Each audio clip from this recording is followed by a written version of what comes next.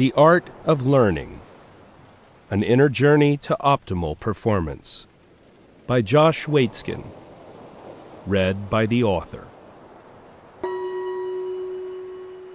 For my mom, my hero, Bonnie Waitzkin.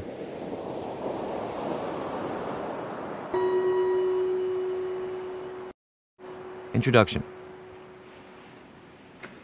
One has to investigate the principle in one thing or one event exhaustively. Things in the self are governed by the same principle. If you understand one, you understand the other.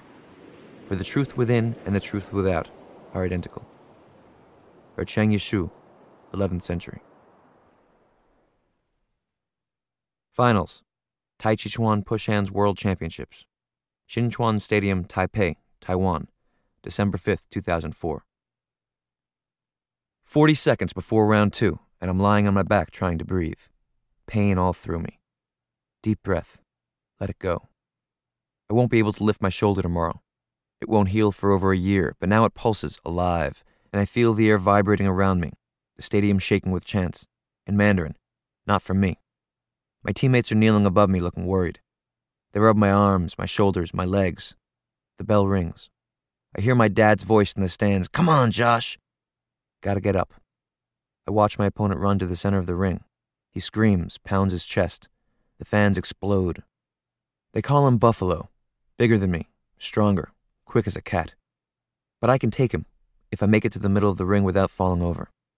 I have to dig deep, bring it up from somewhere right now. Our wrists touch.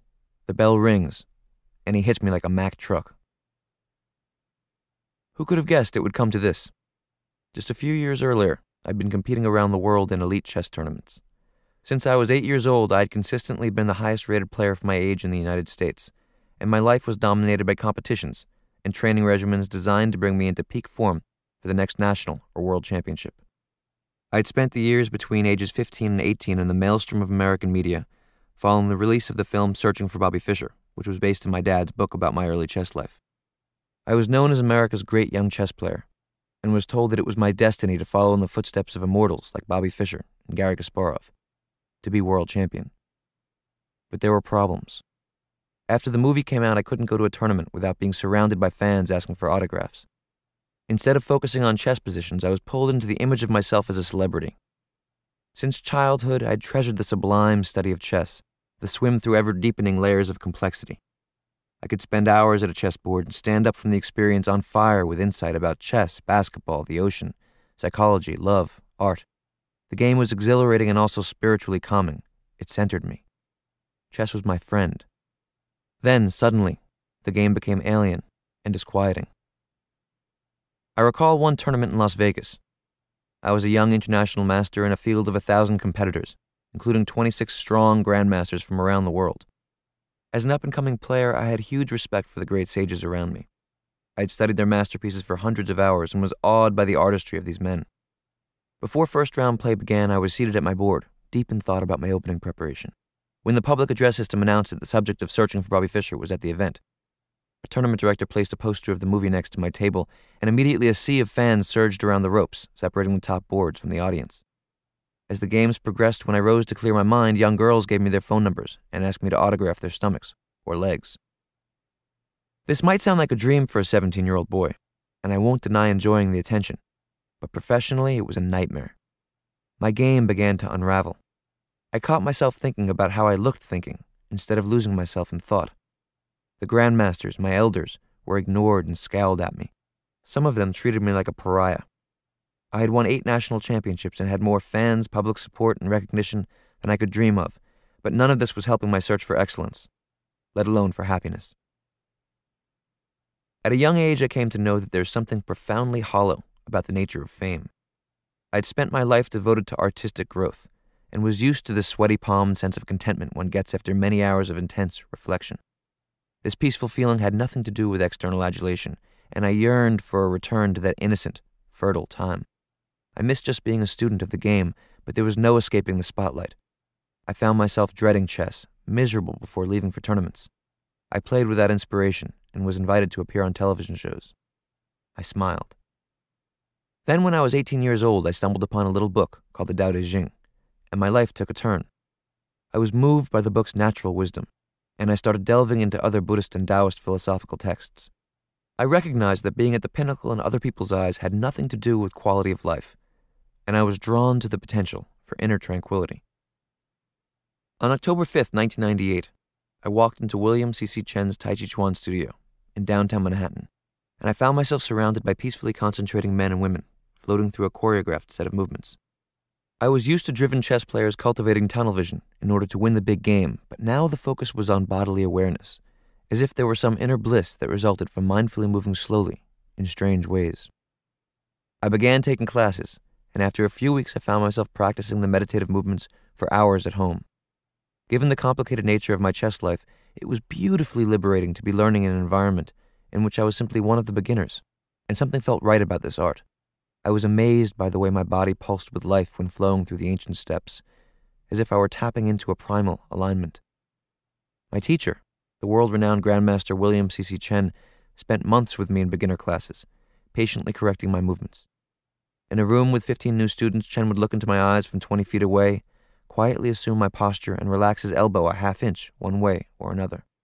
I would follow his subtle instruction, and suddenly my hand would come alive with throbbing energy, as if he'd plugged me into a soothing electrical current. His insight into body mechanics seemed magical, but perhaps equally impressive was Chen's humility. Here was a man thought by many to be the greatest living Tai Chi master in the world, and he patiently taught first-day novices with the same loving attention he gave his senior students. I learned quickly, and became fascinated with the growth that I was experiencing. Since I was 12 years old, I'd kept journals of my chess study, making psychological observations along the way. Now I was doing the same with Tai Chi. After about 6 months of refining my form, the choreographed movements that are the heart of Tai Chi Chuan, Master Chen invited me to join the push hands class. This was very exciting, my baby steps towards the martial side of the art. In my first session, my teacher and I stood facing each other, each of us with our right leg forward and the backs of our right wrists touching. He told me to push into him, but when I did, he wasn't there anymore. I felt sucked forward, as if by a vacuum. I stumbled and scratched my head. Next, he gently pushed into me, and I tried to get out of the way, but didn't know where to go. Finally, I fell back on old instincts, tried to resist the incoming force, and with barely any contact, Chen sent me flying into the air. Over time, Master Chen taught me the body mechanics of non-resistance. As my training became more vigorous, I learned to dissolve away from attacks while staying rooted to the ground. I found myself calculating less and feeling more. And as I internalized the physical techniques, all the little movements of the Tai Chi meditative form started to come alive to me in push hands practice. I remember one time in the middle of a sparring session, I sensed a hole in my partner's structure, and suddenly he seemed to leap away from me. He looked shocked and told me that he'd been pushed away, but he hadn't noticed any explosive movement on my part. I had no idea what to make of this, but slowly I began to realize the martial power of my living room meditation sessions. After thousands of slow-motion, ever-refined repetitions of certain movements, my body could become that shape instinctively. Somehow in Tai Chi, the mind needed little physical action to have great physical effect. This type of learning experience was familiar to me from chess.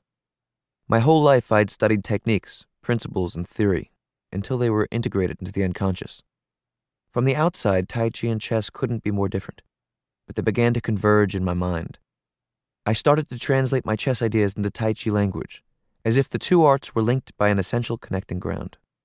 Every day I noticed more and more similarities, until I began to feel as if I were studying chess when I was studying Tai Chi.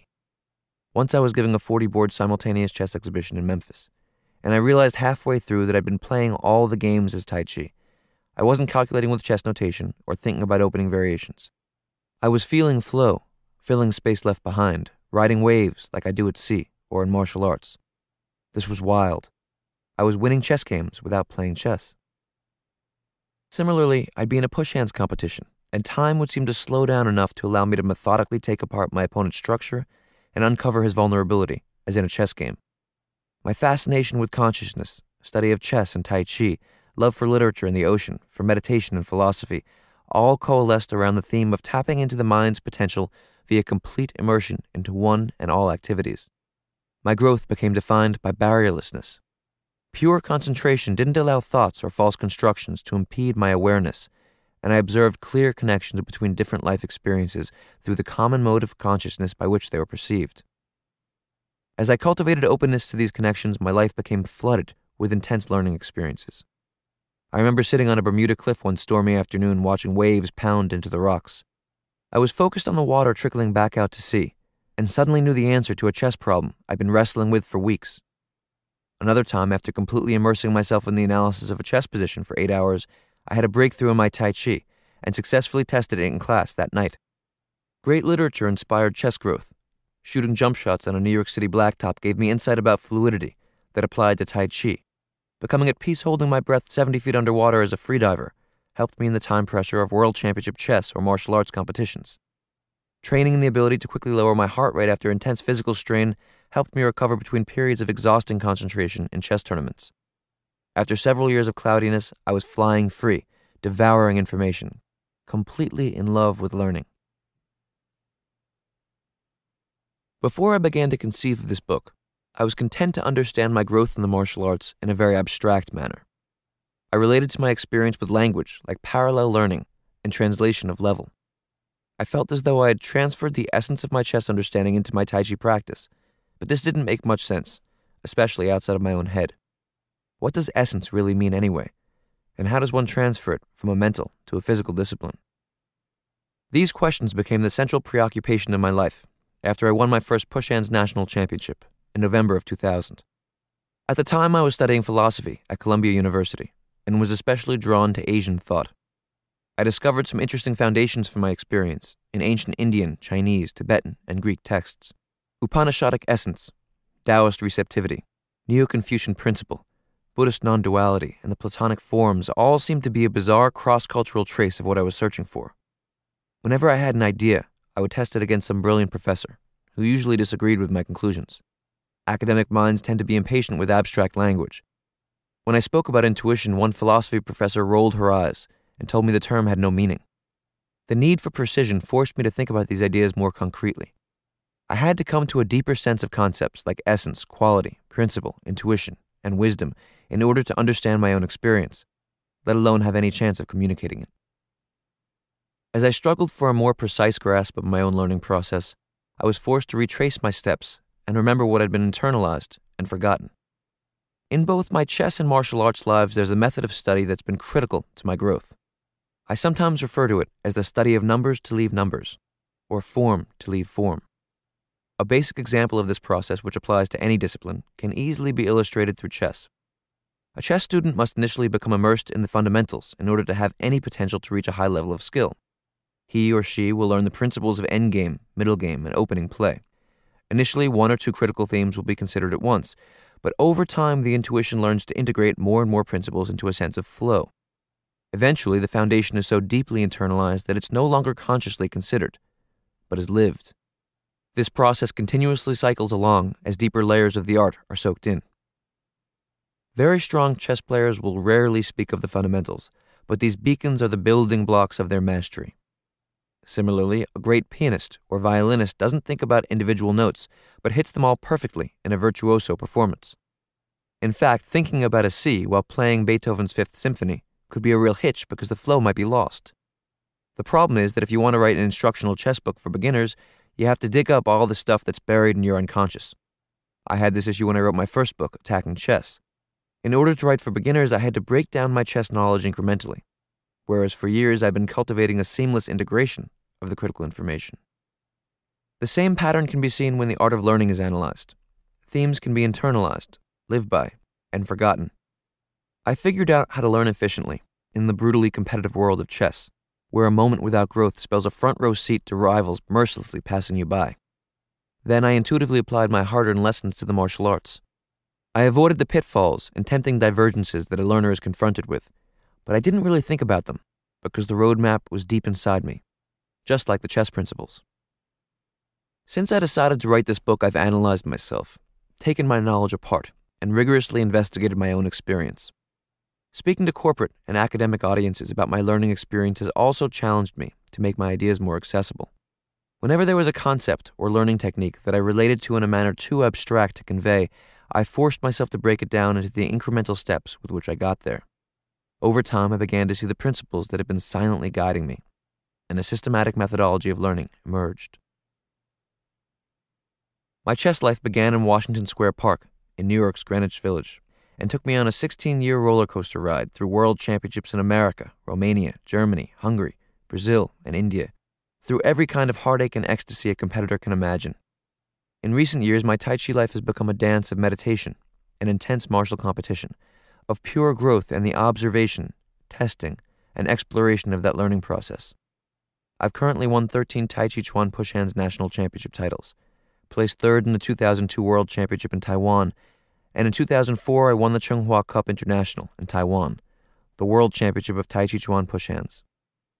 A lifetime of competition hasn't cooled my ardor to win, but I've grown to love the study and training above all else.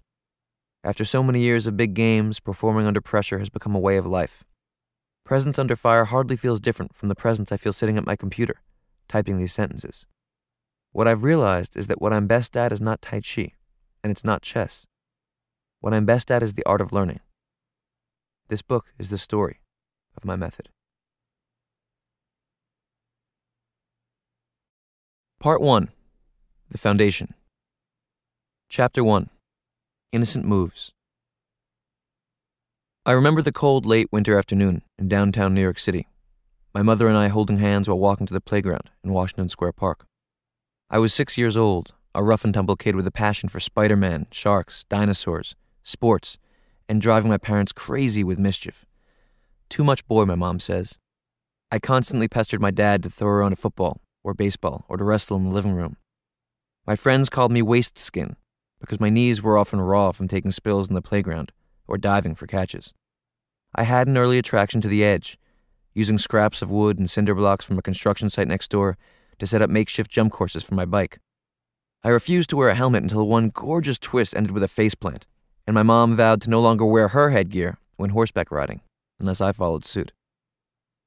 We had taken this walk dozens of times. I loved to swing around on the monkey bars and become Tarzan, the world my jungle. But now something felt different. I looked over my shoulder and was transfixed by mysterious figurines set up on a marble chessboard. I remember feeling like I was looking into a forest. The pieces were animals filled with strange potential, as if something dangerous and magical were about to leap from the board. 2 park hustlers sat across the table taunting each other. The air was thick with tension. And then the pieces exploded into action, nimble fingers moving with lightning speed and precision, white and black figures darting all over the chessboard, creating patterns. I was pulled into the battlefield, enraptured. Something felt familiar about this game. It made sense. Then a crowd gathered around the table, and I couldn't see anymore. My mom called me, gently pulled on my hand, and we moved on to the playground. A few days later, my mom and I were walking through the same corner of the park when I broke away from her and ran up to an old man with a gray beard who was setting up plastic pieces on one of the marble boards. That day I had watched a couple of kids playing chess at school, and I thought I could do it. Want to play?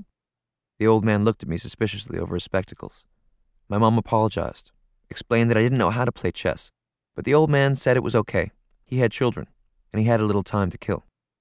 My mom tells me that when the game began, my tongue was out and resting on my upper lip, a sure sign that I was either stuffed up or concentrating. I remember the strange sensation of discovering a lost memory. As we moved the pieces, I felt like I had done this before. There was a harmony to this game, like a good song. The old man read a newspaper while I thought about my moves, but after a few minutes he got angry and snapped at my mom, accused her of hustling him. Apparently I was playing well. I had generated an attack by coordinating a few of my pieces, and the old man had to buckle down to fight it off. After a little while, a crowd gathered around the board. People were whispering something about young Fischer. My mom was confused, a little concerned about what had come over her boy. I was in my own world. Eventually, the old man won the game. We shook hands and he asked me my name. He wrote it on his newspaper and said, "Josh Waitzkin, I'm going to read about you in the paper someday." From that day forward, Washington Square Park became a second home to me, and chess became my first love. After school, instead of hungering for soccer or baseball, I insisted on heading to the park. I'd plop down against some scary-looking dude, put my game face on, and go to war. I loved the thrill of battle.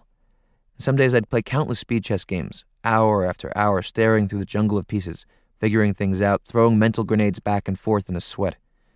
I'd go home with chess pieces flying through my mind, and then I'd ask my dad to take down his dusty wooden set and play with me. Over time, as I became a trusted part of the park scene, the guys took me under their wings, showed me their tricks, taught me how to generate devastating attacks and get into the head of my opponent. I became a protege of the street, hard to rattle, a feisty competitor. It was a bizarre school for a child, a rough crowd of alcoholics, homeless geniuses, wealthy gamblers hooked on the game, junkies, eccentric artists. All diamonds in the rough, brilliant beat men, lives in shambles, aflame with a passion for chess. Every day, unless it poured or snowed, the 19 marble tables in the southwest corner of Washington Square would fill up with this motley crew. And most days I was there, knocking chessmen over with my short arms, chewing gum, learning the game. Of course, my parents thought long and hard before allowing me to hang out in the park, but I was adamant, and the guys cleaned up their acts when I came to play. The cigarettes and joints were put out, the language was cleaned up, few deals went down. I would sit across from one of my buddies, immediately sweating and focused. My mom told me she saw her little boy become an old man when I played chess. I concentrated so hard she thought her hand would burn if she put it in front of my eyes. It's difficult for me to explain the seriousness I had about chess as a young boy. I guess it was a calling, though I'm still not sure what that means. After a few months, I could already beat a number of the guys who'd been playing for decades. When I lost a game, one of my friends would give me a piece of advice. "Josh, you laid back too long. He got comfortable. You gotta go after him, make him scared." Or, "Josh, my man, sometimes you gotta castle, get your king to safety. Check yourself before you wreck yourself." Then I'd hit the clock, buckle down, and try again. Each loss was a lesson, each win a thrill. Every day, pieces of the puzzle fell together. Whenever I showed up to play, big crowds would gather around the table. I was a star in this little world, and while all the attention was exciting for a child, it was also a challenge. I learned quickly that when I thought about the people watching, I played badly. It was hard for a 6-year-old ham to ignore throngs of adults talking about him. But when well-focused, I seemed to hover in an in-between state where the intensity of the chess position mixed with the rumble of voices, traffic noises, ambulance sirens, all in an inspiring swirl that fueled my mind. Some days I could concentrate more purely in the chaos of Washington Square Park than in the quiet of my family's living room. Other days I'd look around at everybody, get caught up in their conversations, and play terribly. I'm sure it was frustrating for my parents watching my early discovery of chess. There was no telling whether I'd chew gummy bears, smile, joke, and hang my pieces, or buckle down into another world of intensity. One Saturday afternoon, there was a tall figure standing in the crowd while I played speed chess against my friend Jerry. I noticed him, but then fell back into the game. A couple of hours later, the man approached my father and introduced himself as Bruce Pandolfini, a master-level player and a chess teacher. Bruce told my dad I was very gifted and offered to teach me.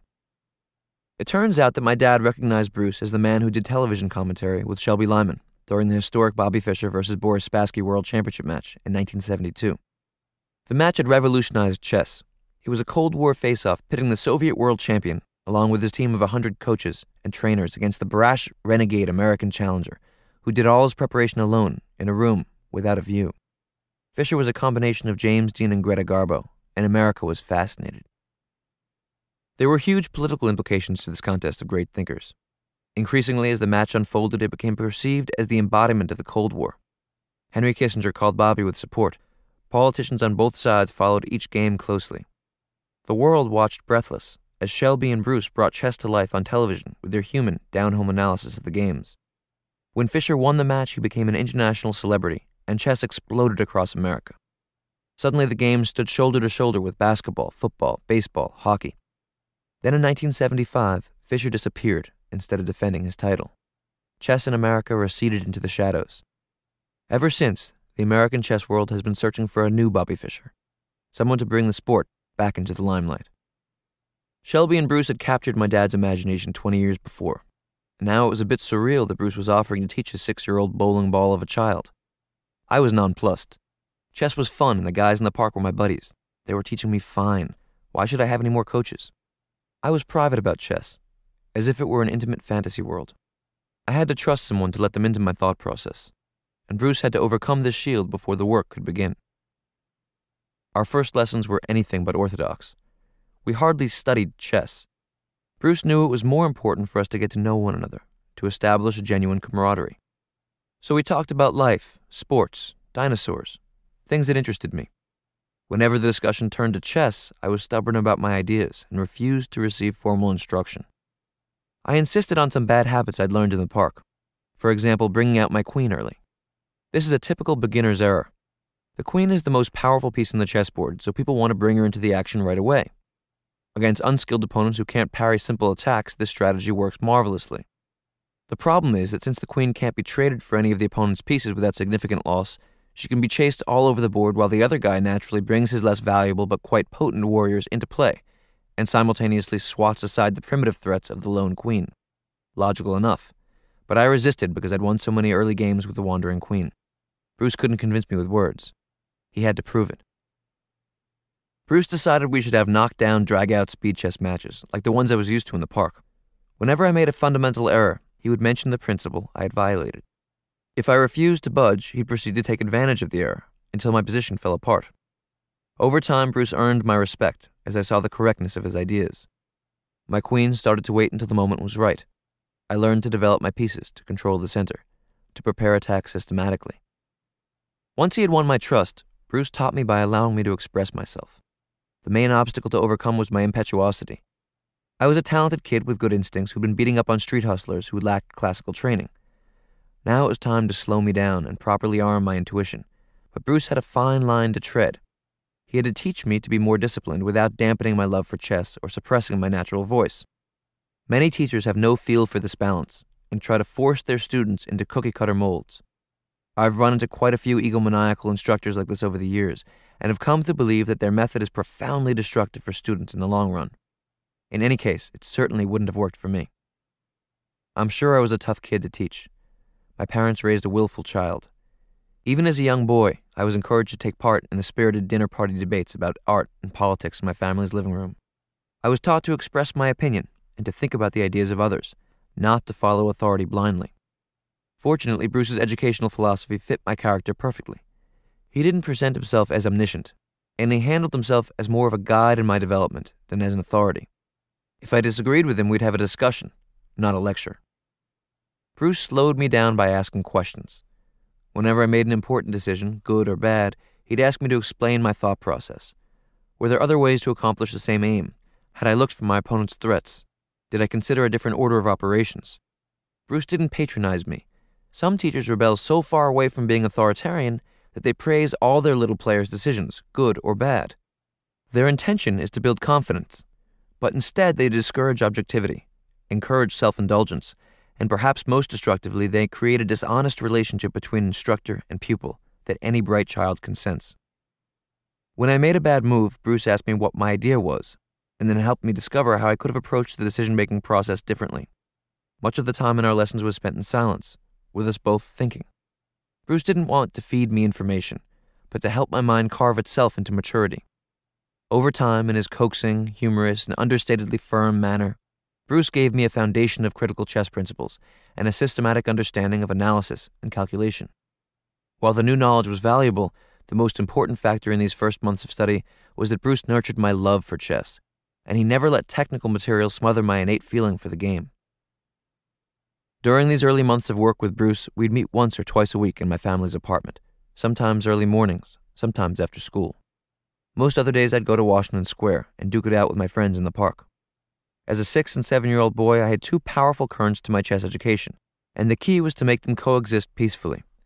The street-tough competitor had to fuse with the classically trained, patient player that Bruce was inspiring. Though when very young I was periodically reluctant about real chess work, I loved the sublime beauty of old world championship games I studied with Bruce. Sometimes sitting in silence and calculating an endgame position for 20 minutes would thrill me to the core. But other times, such serious thinking would bore me, and I'd hunger to play speed chess with my buddies, to attack, to be a little reckless and create beautiful combinations. The park was fun. I was a child, after all. Despite significant outside pressure, my parents and Bruce decided to keep me out of tournaments until I'd been playing chess for a year or so, because they wanted my relationship to the game to be about learning and passion first, and competition a distant second.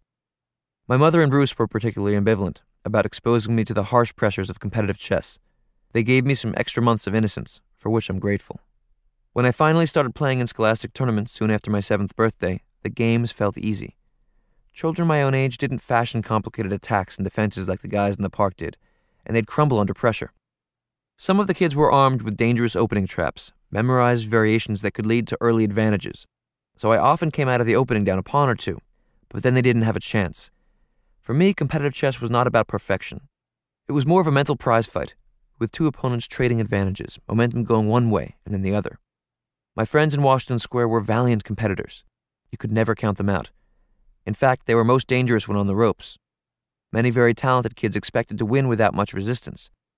When the game was a struggle, they were emotionally unprepared. I thrived under adversity. My style was to make the game complex and then work my way through the chaos. When the position was wild, I had huge confidence. Bruce and I also spent a lot of time studying endgames, where the board is nearly empty and high-level principles combined with deep calculations to create fascinating battles. While my opponents wanted to win in the openings right off the bat, I guided positions into complicated middle games and abstract endings. So as the game went on, their confidence shrank, and I became a predator. Noticing these tendencies, Bruce started calling me Tiger. He still calls me Tiger today. My first year of competitive chess was smooth sailing. I felt unbeatable when matched up with kids my age, and the combination of street toughness and classical education proved devastating for my opponents. Perhaps the most decisive element of my game was the way my style on the board was completely in sync with my personality as a child. I was unhindered by internal conflict, a state of being that I've come to see as fundamental to the learning process. Bruce and the park guys had taught me how to express myself through chess, and so my love for the game grew every day.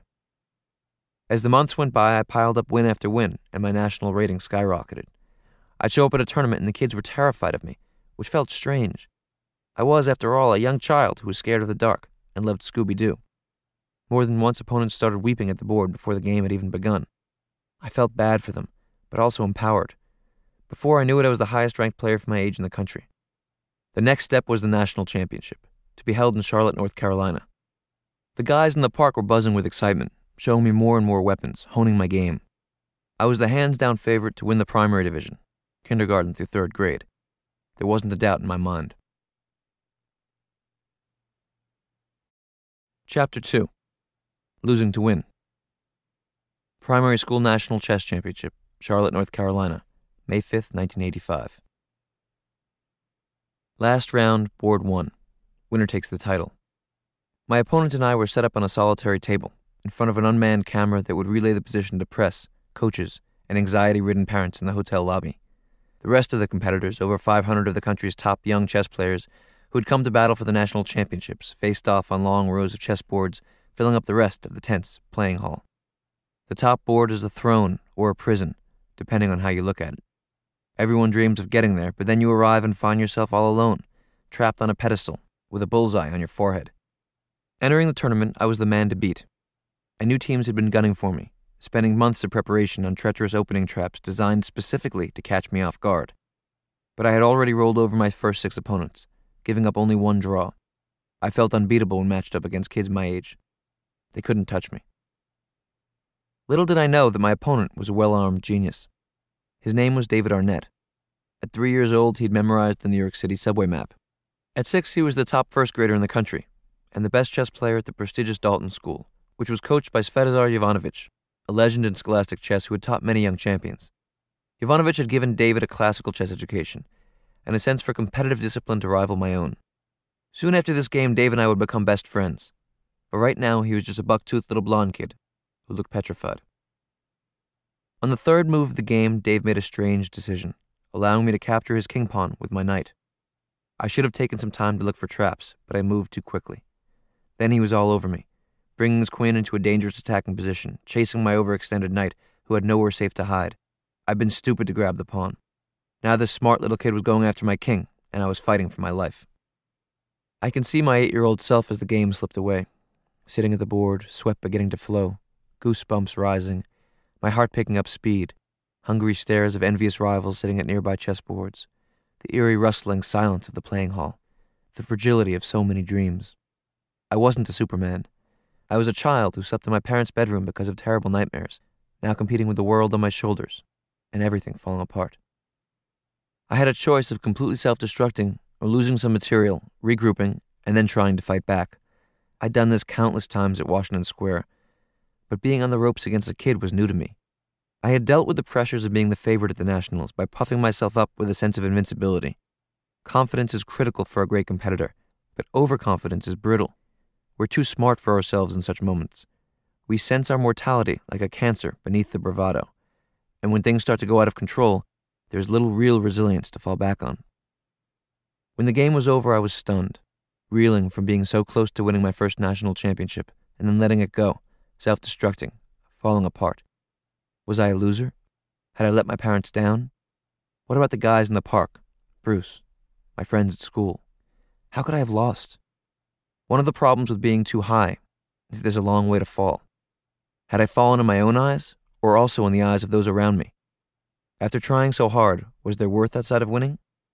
An 8-year-old is hardly prepared to deal with such loaded issues, and I was very fortunate to have a family with the ability to keep, or at least regain, a bit of perspective in times of extreme intensity. We went fishing. The ocean has been a huge part of my life since the womb, literally. When my mom was 5 months pregnant, we were at sea, trolling for blue marlin and 10-foot Gulf Stream rollers. Some of my earliest memories are from the dock of my family's little house on mosquito-ridden South Bimini Island, fishing for snappers, feeding moray eels, swatting away bugs at night while chumming for sharks. Growing up, I knew that come summertime, we'd head off to sea no matter what else was happening in our lives, what crisis was looming, what tournaments I was missing, how out of context or absurd our ocean trips might have felt at the moment of departure. I've come to understand that these little breaks from the competitive intensity of my life have been and still are an integral part of my success. Times at sea are periods of renewal, coming together with my family, being with nature, putting things back in perspective. I'm able to let my conscious mind move away from my training and to gain creative new angles on the next steps of my growth. These trips are a far cry from luxurious vacations. Actually, they're non-stop manual labor, sweating in the engine room trying to coax an old generator back to life, working the cockpit in the hot sun, keeping the boat together in angry squalls, navigating through big seas, living right on the edge. The boating life has also been a wonderful training ground for performance psychology. Living on the water requires constant presence and the release of control. A boat is always moving with the sea, lurching beneath your feet, and the only way to survive is to sink into rhythm with the waves and be ready for anything. I learned at sea that virtually all situations can be handled as long as presence of mind is maintained.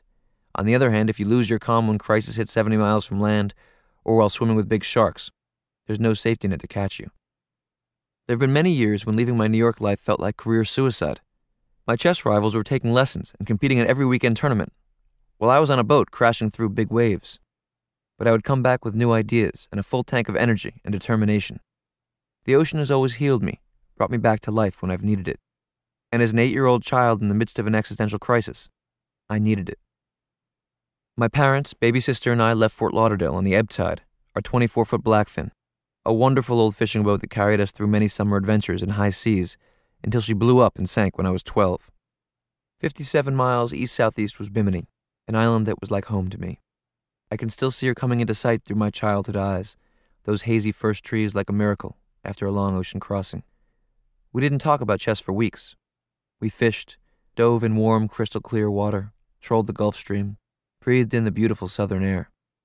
I rediscovered myself as a child, ran around the island with my friends Kier and Kino, passed countless hours with my head hanging off our rickety old dock, handline dangling in the water, watching the fish dart around. On rainy evenings, my mom and I would take our dog Brownie and go into the jungle hunting for giant land crab. My family reconnected as human beings outside of the mad swirl of scholastic chess. I was devastated, but slowly my parents revived my boyish enthusiasm for life. In painful times, my mom has always been an anchor, holding everything together until the clouds roll by.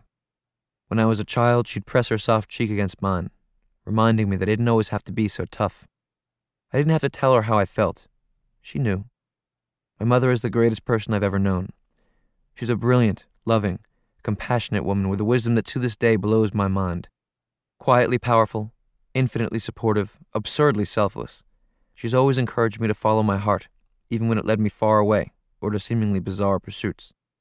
She's also incredibly brave, sometimes to my dismay, facing down 400-pound sharks in deep ocean, handlining leaping blue marlin, taming wild 2,000-pound stallions, breaking up street fights, keeping my dad and me in line.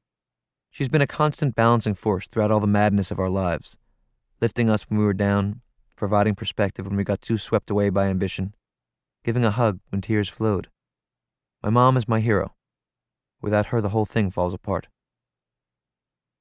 My father is a different type of character. He's a loyal, emotional, eccentric, think Woody Allen meets Larry David with an adventurous spin, devoted dad who's been my best friend since day one. I can't imagine how many hours we've spent together, playing basketball, throwing around footballs and baseballs, scouring ocean horizons for birds above schooling fish, traveling to chess tournaments, then martial arts championships all over the world. We've been an elite team since I was 6 years old, and subsequently have been joined at the hip in our ambitions and, to a certain extent, our emotions. No matter how much perspective we tried to maintain, our senses of well-being often fluctuated with my competitive results. There was no way around this. After winning huge tournaments, all was well, and the sky was the limit. When I was playing badly, everything could look bleak, and our dreams absurd. It's true that I played with the knowledge that my dad's heart was on the line side by side with my own. But I also knew that he would love me regardless of the outcome. There's little question that some psychologists would frown upon such codependence between father and son. But when you're pursuing the pinnacle, sometimes limits must be pushed. There are big games, climactic moments, final surges where you dig for energy and inspiration wherever you can find it, and pick up the pieces later. One thing is for sure. Through thick and thin, my dad has always been in my corner, 100%. After a month on Bimini, my pop got restless and arranged a match between me and the best chess player on the island. He was worried that I was taking too long away from the game, and also he was just itching to see me play again. I wasn't so eager for the match, preferring to fish with my hand line and go diving for lobster.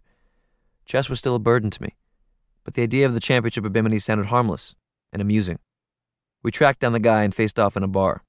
He had gold teeth and a huge gold necklace hanging down over the board, remnants of a drug smuggling past. It took me a few minutes to get into the games, but then I came alive, the old love trickling back. I recall the feeling of inevitability, like chess was part of me, not to be denied. Something steeled in my 8-year-old self that summer. I wouldn't go out a loser. When I got home in the fall, Bruce was preoccupied with book deadlines and had no time for me. He canceled lesson after lesson, which felt like a terrible slap in the face. I had lost, and now my teacher didn't like me. The equation was simple. When we did meet, his mind was elsewhere, and the lessons were technical and alienating. Maybe he was busy, but I was a kid in need. I also transferred from the Little Red Schoolhouse to the Dalton School on the Upper East Side of Manhattan. The transition was difficult. Instead of a few blocks from home, school was now a long bus ride away. I missed my friends at Little Red and felt out of place with all the rich kids at Dalton. I remember the first time a couple of us went over to my new friend's apartment uptown, and I walked into what seemed like a palace. There were doormen and maids and chandeliers hanging from duplexed ceilings. I was confused by all this stuff and began to wonder if my family was somehow inferior. I'm still ashamed of the memory of asking my dad to park around the corner when he came to pick me up, so my friends wouldn't see our beat-up green Plymouth that had a shot suspension and an alarming habit of jumping lanes on the West Side Drive. I was a mess. My chess life had fallen apart, my teacher didn't like me anymore, I missed my friends, and my family didn't have a doorman or a fancy car.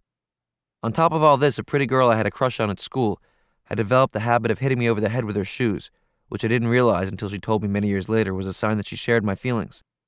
I was a child in transition, and I needed some help getting through. A few weeks into the fall, Bruce saw that rushing through mechanical chess analysis was not what I needed, and so he took a step back and reconceived our chess life. Our lessons now included raucous speed chess sessions, with breaks to toss a football outside. We began to laugh and connect as human beings as we had in our first sessions years before. I went back to playing in Washington Square with my old buddies. The game became less haunted. I was having fun again. Then Bruce and I went to work. We plunged deep into the heart of the art, analyzing complex middle game and endgame positions, studying the classics, developing my technical understanding. We started doing arduous visualization work, playing blindfold chess games, and working through long variations in our heads without moving the pieces. Chess was different now. During those summer months when I questioned everything and decided to come back strong, I arrived at a commitment to chess that was about much more than fun and glory. It was about love and pain and passion and pushing myself to overcome. It might sound absurd, but I believe that year from 8 to 9 was the defining period of my life. I responded to heartbreak with hard work. I was self-motivated and moved by a powerful resolve. While a young boy, I had been all promise. I only knew winning because I was better than all the other children, and there was no pressure competing against adults. Now there was the knowledge of my mortality. I had lost to a kid, and there were other children who were also dangerous rivals. I was still the highest-rated player for my age in the country, and when I went to tournaments, there was immense pressure. If I won, it was no big deal, but if I lost, it felt like the sky would fall. There was one boy who was particularly alarming. His name was Jeff Sauer. He was a scary child, small, often bald and barefoot. He didn't go to school, and his father had him studying chess 12 hours a day. When he played, Jeff would chant, "Kill, kill, kill," under his breath. The kid was all aggression, brilliant, a powerhouse over the board. When I had just gotten back from my summer away, I arrived at the Manhattan Chess Club for a lesson with Bruce, and Jeff was sitting there playing a regular. He approached me with a challenge, which I accepted. I was rusty and not expecting much of a game. He blew me away. A couple months later, I went back to the Manhattan and returned the favor with a huge crowd surrounding the board. After I beat him, I heard that he sat crying in a corner for hours. Terrible. This was a bitter rivalry between children, and it felt like the end of the earth. I spent many afternoons studying chess in my room alone. Sometimes my dad tried to distract me, lure me away to play football or basketball, and I would have none of it. There was too much on the line. My parents worried that I'd become too serious about chess, and my dad periodically told me that it was okay if I wanted to quit. They didn't understand that quitting was not an option. As the Nationals approached, my training got even more intense. I sharpened myself in the park, soaked in the street smart advice of my hustler friends, and did more and more serious work with Bruce. I knew Sauer was spending every waking minute working with grandmasters, honing his razor-sharp game. He was a machine, annihilating strong adults in speed chess sessions, and then humiliating them with his disdain. One day he showed up at the park when I wasn't there, and all my buddies told him I was better. He laughed and said Josh is a putz. They taunted him until he left my home turf. The New York chess scene was divided between his camp and mine. This was not child's play anymore. The Nationals were held in Charlotte, North Carolina. I traveled to the tournament with my parents, baby sister Katya, and Bruce. This was the first tournament to which Bruce had ever come with me. He wasn't a competitor at heart, and was deeply conflicted about children tearing each other apart under such pressure. I don't really blame him. 3 close friends of mine from Little Red also came to hang out at the tournament with their parents. They weren't really chess players. This was more of a vacation for them. I was deadly serious. I played my games on the first board, isolated from the rest of the children once more. My parents waited in the hotel lobby, watching my game on a video monitor with throngs of other nervous moms and dads. My first round was difficult, but then I cruised through the field, winning my first 6 games. Going into the last round, Jeff Sauer and I had the only 2 perfect scores. I had harder pairings throughout the event, so if we drew the game, I would win on tiebreaks. But no one was thinking draw. Jeff was the only kid I was afraid of. Rumor was that he, his father, and sister had been sleeping in their car throughout the tournament. Between rounds, he would sit on the floor, hugging his skinny knees and scowling at anyone who tried to speak to him. He had contempt for other kids, called them ugly putzes, and smirked when approached. It would be easy to vilify him, but Jeff was a child dealt certain cards. His father was a brutal authoritarian, a messianic figure who channeled his crazy energy and ideas into creating the perfect chess machine. Although we never really connected on a personal level, I had great respect for Jeff. He loved the game and worked at it harder than anyone I knew. This would be war. He had the white pieces, a small advantage. White moves first. It was magnified by our particular matchup. I had done a lot of preparation on the white side of my opening repertoire and was less confident with black.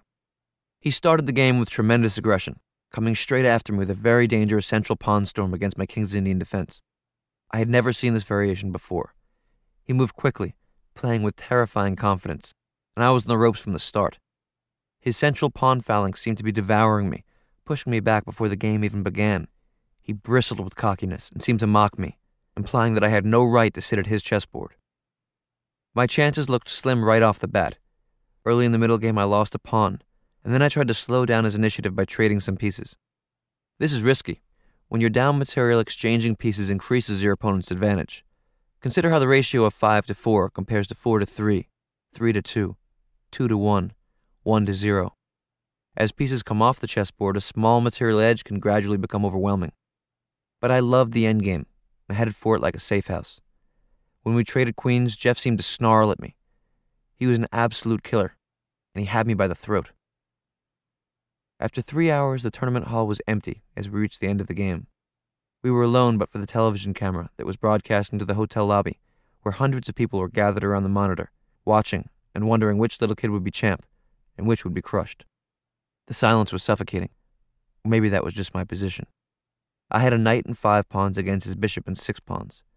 It looked hopeless. I remember wrestling with the demons of the previous year's heartbreaker while I searched for a way out. Nothing there.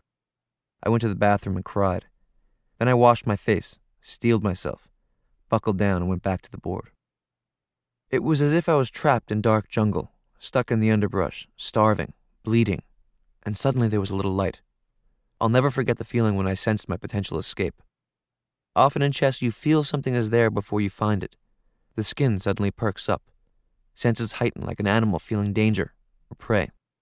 The unconscious alerts the conscious player that there is something to be found, and then the search begins. I started calculating, putting things together. Slowly the plan crystallized in my mind. I had to take my knight out of play and give up my remaining pawns to set up a long combination that would leave just 2 kings on the board. A completely counterintuitive idea. I found moves that were far beyond my years to save that game, and I'm not really sure how I did it. We drew the game and I became national champion.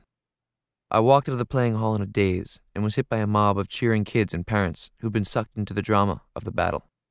One coach, an international master, asked me why I had made a certain decision in the middle game, and I had no idea what he was talking about.